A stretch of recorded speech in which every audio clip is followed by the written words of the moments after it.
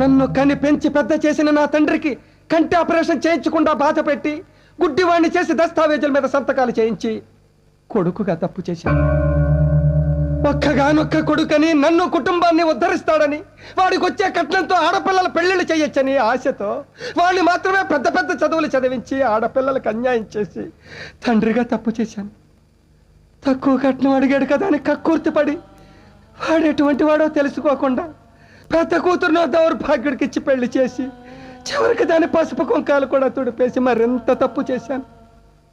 రెండో కూతురు తన కాళ్ళ మీద తనే నిలబడి 4 డబ్బులు సంపాదించుకుంటుంటే సిగ్గు లేకుండా డబ్బులు వాడుకున్నాను. చివరికి నేను పెళ్లి చేయలేనేమోనని తన మొగుడిని తనే వెతుక్కుని వెళ్ళిపోతే భారం తగ్గిందని బాధ్యత లేని తండ్రిగా తప్పుకున్నాను.